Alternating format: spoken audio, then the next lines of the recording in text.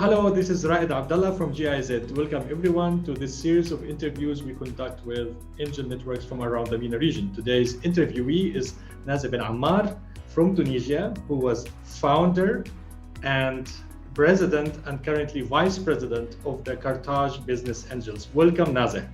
Thank you, Raed. Welcome. Thank you so much for accepting our invitation. We, as the new vice president of the Carthage Business Angels, and I know that last year must have been like the big celebration for Carthage Business Angels, a 10 years anniversary. Can you please tell us and tell our audience about Carthage Business Angels, about what you have achieved in the 10 years and how many members you had and how many investments, how did it all go for Carthage Business Angels in the last 10 years? So the initiative of Carthage Business Angels started just before the revolution in 2010, and officially we exist as the first business angel network in North Africa, I would say, in 2011. We had quite a bit of load in reality in the beginning when we had to establish Carthage Business Angels for different reasons, because it was just after the revolution. People had some other concerns, and we were talking about how to bring the investments to the private sector through the business angel. People didn't understand what's a business angel. It sounded in English. As you know, we are like a French-oriented speaking country, and we had to explain and to establish a network within Tunisia, even in the regions like in Bizerte, Sousse, Sfax, and even in the south, to explain what's the role of a business angel, the meaning of risk, the meaning of exits. We had to go through different seminars about the evaluation of startups, what are the criteria of investing in startups, what's the meaning of, out of 10 startups, we can lose our money on 7 out of 10, which the investors were not used to do that, since they were investing in real estate, they were investing in land, they were investing in other commodities. So it was quite challenging. That's amazing. I mean, it's also great always to hear that Tunisia is always like the first runner when it comes to many good initiatives in the region in Africa as well. And I know from the last 10 years, maybe the last 2 years were not that easy for the entire world, since COVID affected all of us, and since this interview series is about understanding the impact of COVID.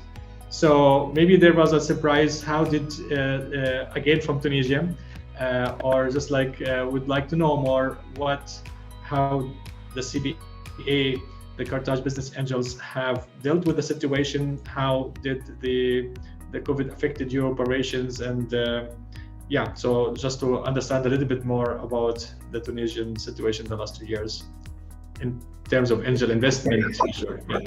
Okay, the last 2 years in Tunisia were quite hectic because, as you know, we went through a very tough political crisis. Right, yeah. There was COVID, and we did very, very well in 2020. Unfortunately, in 2021, we didn't manage COVID that well.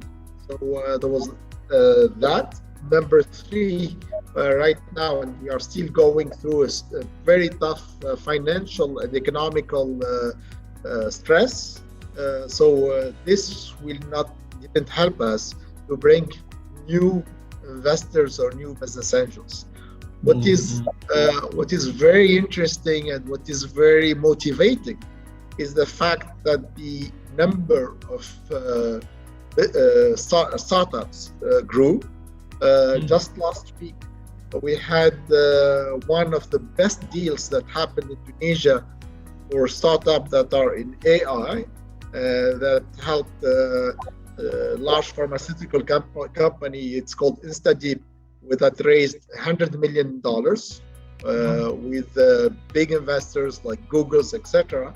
That sounds great. I will come back to some of these great initiatives, Nazeh, later, but I would maybe to understand if Univenture or other initiatives have, helped CBA in the last 2 years to invest in some companies. Were their investments made during the COVID period? Can you tell us about some of these investments, if any? Investments that took place in the fintech world and the distribution.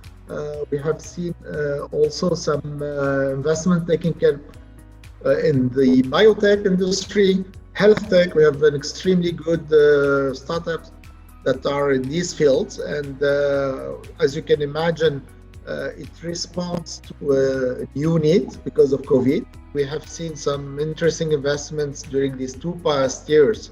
Are startups that are in the biotech industry, and among them there's a startup that is very successful where I invested. It's called KetoProd.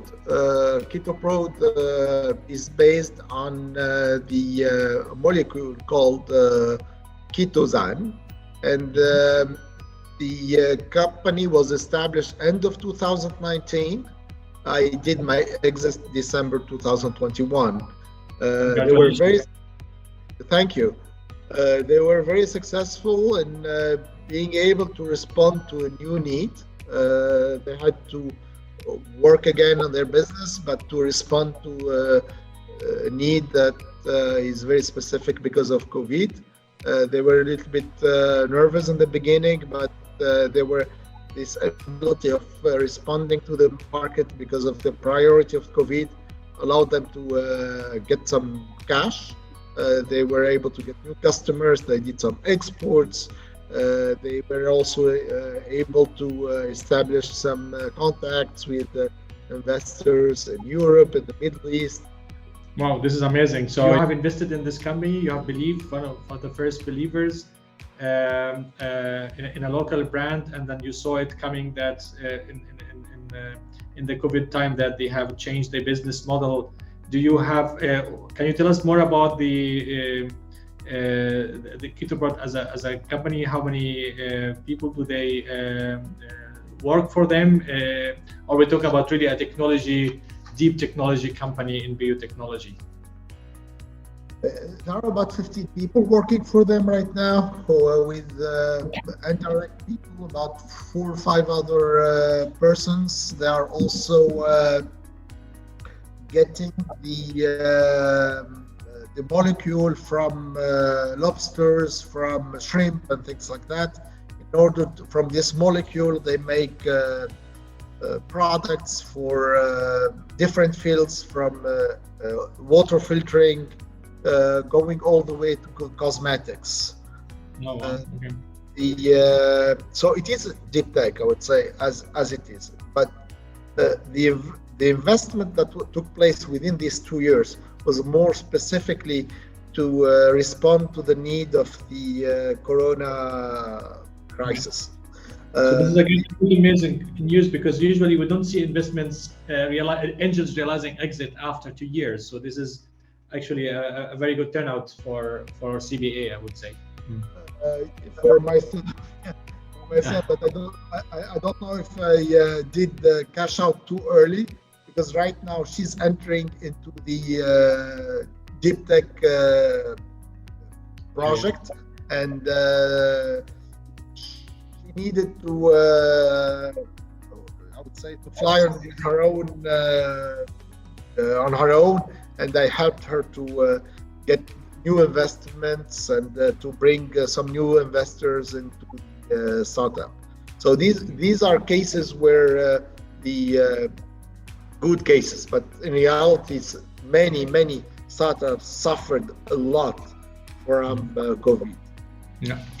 For those startups, and maybe for others as well, what was characteristic in the last years for CBA? Have you been able to do some programs? You mentioned earlier about the Univenture project, the members of CBA. We talk about almost around 100 angels, the angel community around CBA and in Tunisia. general. Have you been able to contribute here to this area? We never stopped. There's one of our major program called the StartAct. StartAct ended this past month or a month and a half with our 8th edition. For each edition, we get more than 200 candidates, and we take 5 to 7 startups. So it's very, very competitive. And this program never stopped during COVID. And I'm glad to say that the 4 editions took place between 2020 and 2021. The last edition took place, as I told you, 2 months ago or a month and a half ago, and we selected 5 great startups. So the competition is tough, and they are in different fields, and this is being financed by the French Developing Agency. The acceleration takes place, or the incubation takes place at Wiki Startup, and the investors are UGFS. So this is how we were able to have one of the best programs in Tunisia, and I'm really glad to say that CBA, in a way or another, helped for more than 120 startups to be created through these programs like StartAct, UniVenture, Mobility, and other also programs that we are doing. Unfortunately, there was one program that had to be stopped where we wanted to help the startups to get to outside of Tunisia, either by finding new markets, investors, or to establish themselves overseas. Oh, wow, okay. So that means CBA have been like working on like diverse set of projects the last 2 years. I remember that you told me in preparation for this interview that you also undertaken an organizational change as well within CBA. So what was behind that, or what was the fruits of this change? Maybe you can tell us more about this. More than 12 people in the board, coming from different backgrounds, from social entrepreneurship to we have almost as many men as women. We are encouraging also people coming from the regions to be able to be active within CBA. And what has changed is that each board member has different responsibility, like how to be in contact with business angels overseas, like myself as the vice president, Nauman Fahri, who is the ex-minister of technology, who has other responsibility, Leila Sharfi for the social part of CBA. We are pushing also to recruit more business angels. We will have within this first semester of 2022 branch in Sfax. We would like also in Sousse.